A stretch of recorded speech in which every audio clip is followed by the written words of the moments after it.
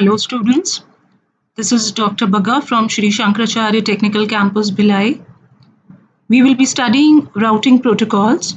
This is an introductory lecture where before starting the routing protocols, we will be understanding some basic terminologies. So let's start. The outline of our lecture is to define different types of casting, to understand which type of cast uses which transport layer protocol, whether TCP or UDP. We will also be understanding these castings on the basis of application where they are used. We will make better understanding with certain examples. Now, the main routing protocols which we will be studying are unicast, multicast, and broadcast. So let us first identify and differentiate these terms. Now, this slide shows a message can be unicast, multicast, or broadcast, or even any cast. This term anycast you might not be very much familiar with, so let's differentiate. So there are various delivery modes, as you can see in routing. An internet is combination of networks connected by routers. So when a datagram goes from source to destination, it will probably pass through many routers until it reaches the router that is attached to the destination network. Now, since I take for granted that we have already done IP addresses, we've done classes of IPv4 addresses. IPv4 address is a 32-bit address which uniquely identifies each device on the network. It is assigned by internet service providers and the net ID part is assigned to the internet service providers by IANA. We already have taken that understanding. So let us see unicast as it is clear from the diagram. There is one sender and one recipient. Now this recipient can be on the same network or on the different network. Classes A, B, C address. This is for IPv4 classful addressing that class A, B and C, they three support unicast addressing. Next is broadcast address. Broadcast means one sender and many recipients. Now, these recipients can either belong to the same network or to different networks. We will be elaborating on this topic in the coming slides. Multicast, this is class D address of IPv4. Multicast means there is one sender and there may be a selective group of recipients. Then this is anycast. Anycast, there are no anycast addresses as such, but let us take how this anycast works. The anycast address is very similar to a multicast address, but packets will be delivered to only one of the random host. Can you see? It will be delivered to only one of the random host instead of the entire group. Anycast address doesn't have a specific range, as they are exactly same as regular unicast addresses. So there are some advantages of anycast routing. They provide faster connections, simplified server configurations, high availability as such. Now let us get a detailed understanding of what is unicast. So unicast is a type of communication. Uni means single, cast means communication. So it is a type of communication where data is sent from one computer to another. In unicast type of communication, there is only one sender and one recipient. These are certain examples where you can see which supports unicast. Browsing a website, web server is the sender and your computer is the receiver. Downloading a file from the file transfer protocol server, FTP server is the sender and your computer is the receiver. So unicast is one-to-one. In this routing table that defines the only output port for each datagram is based on optimal path. Now we know router is a 3-layer device. So there can be a direct delivery or indirect delivery. Direct delivery means that is the destination is on the same network, and indirect delivery means that the destination is not on the same network. Now this gives a much clearer picture of a unicast. This is my sender on one network, and this is my receiver on another network. So there is one-to-one transmission, that is unicast. Now this also shows a wider network where the source machine is connected to destination machine via different routers. So each router will provide only one output port or one interface, output interface. So as you can see, this packet is traveling from this router, and there are three interfaces, output interface, but it will put the packet on only one output interface. Similarly, this is the path which is provided by the router, and further this is the path, and finally it is delivered to the destination which is lying in this network. So in unicasting, the router forwards the received packet through only one of its interface. In unicast, the packet is sent from a single source to a specified destination, and this unicast, it forms the predominant form on LANs and within the internet. So all LANs, for example Ethernet and IP networks, they support unicast transfer mode. Standard unicast applications, so various application processes that support unicast are HTTP, SMTP, FTP, and Telnet.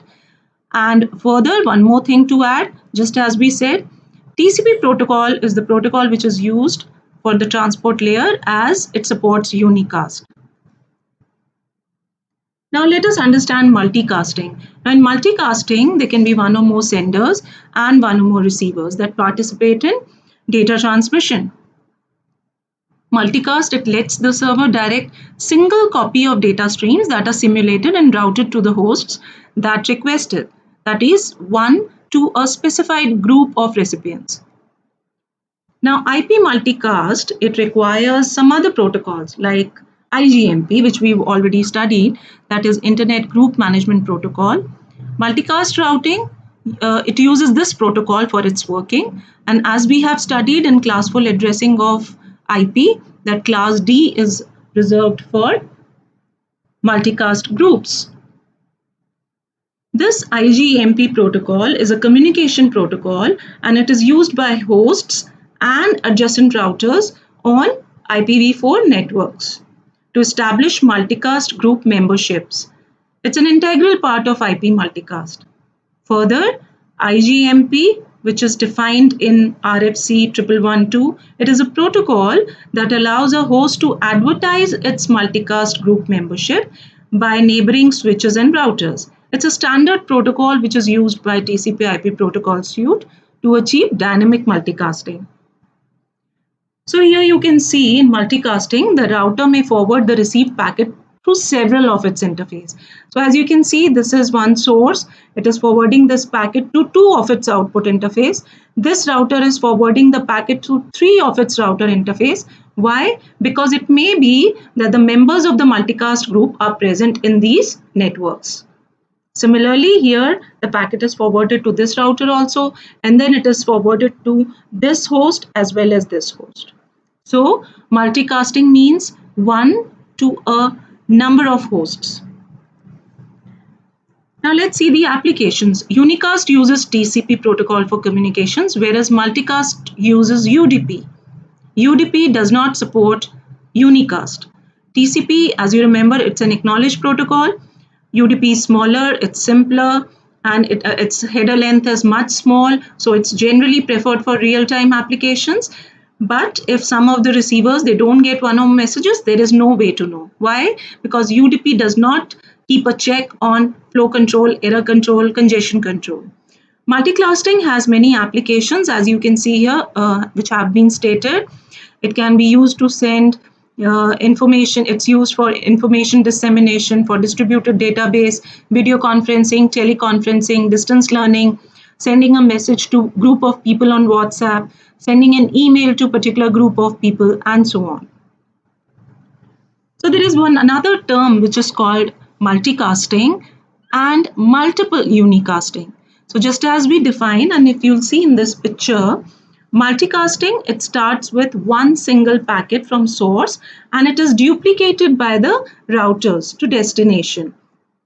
Here the source releases the packet, and this router duplicates it and sends it to different paths. Whereas in Multiple unicasting, several packets they start from source. For example, if there are 4 destinations, then there will be 4 copies which will be originated by the source, and then they will be routed to the 4 destinations. Now my question is, while this lecture, what does Netflix use? Does it use multicast? Since multicast is so much efficient than unicast, so large companies like Netflix, YouTube, they must be using stream videos, right? So find the answer. This I leave as a question to you as an exercise. Now let us come to broadcast routing, another type of casting. And broadcast means we have heard broadcast, television broadcast, radio broadcast. That means one to all.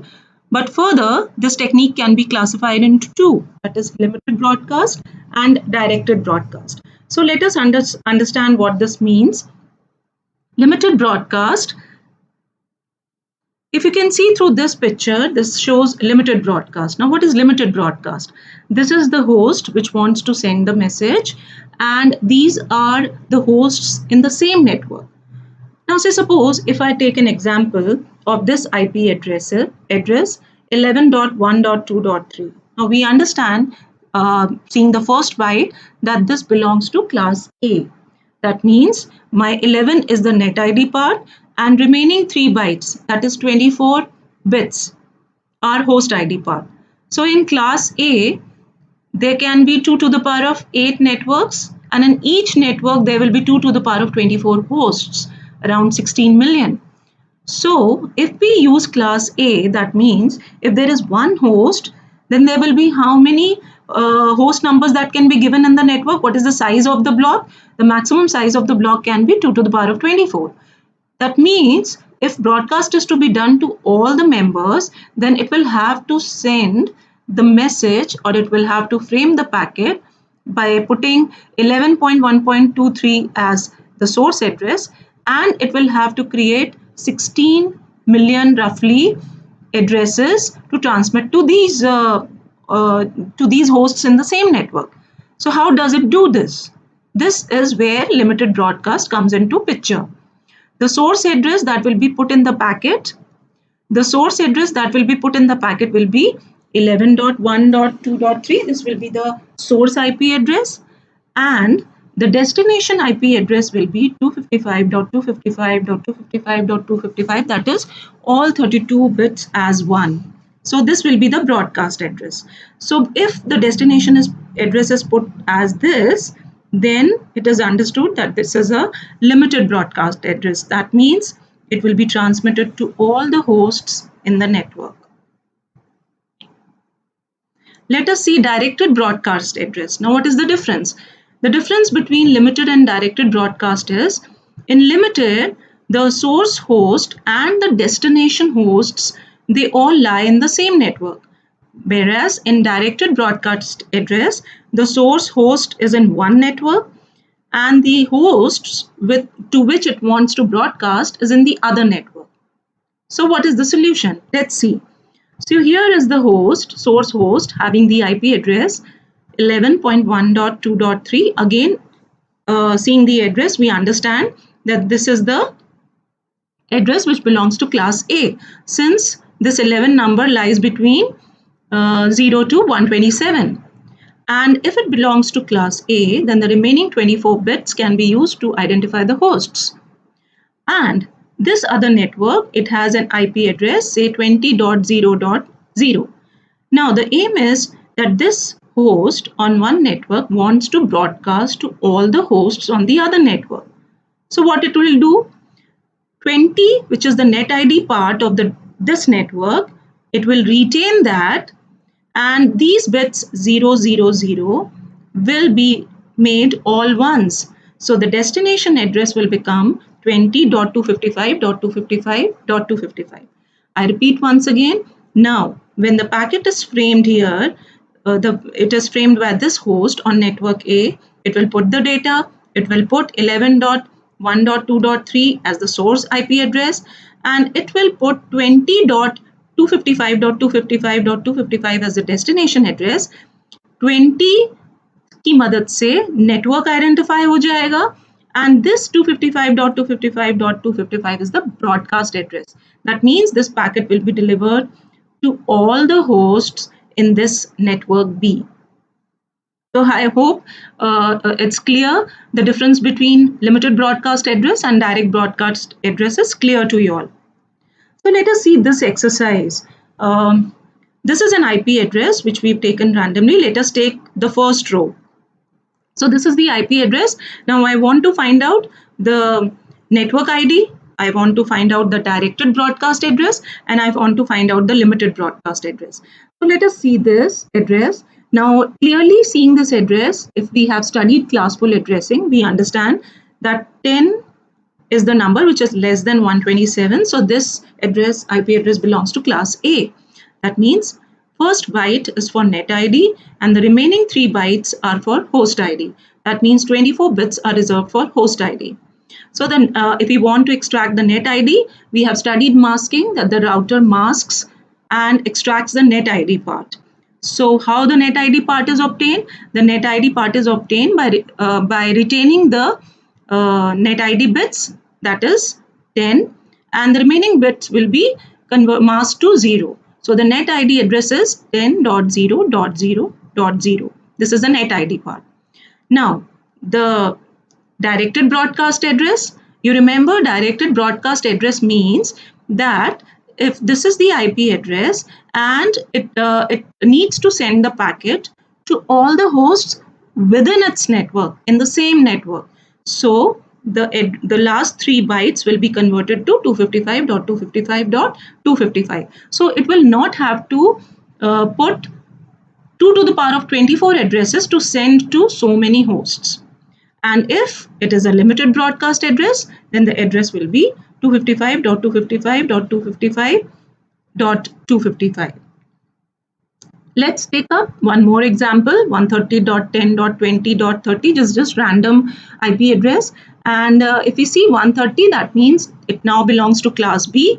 And in class B, we know that in class B, the first 2 bytes, they are the net ID part, and the other 2 bytes, 20 and 30, this is the host ID part. This is for class B. That means for the entire block, for the entire network, this net ID part will remain the same. Now, how will we extract the net ID part? The net ID part 130.10 will remain the same, and the further 2 bytes will be 0.0. And what will be the direct broadcast address? The direct broadcast at the net ID part will remain the same, and it will be 255.255. The last 2 bytes will change. And for the limited broadcast address, it will be 255.255.255. Now let us take up another example.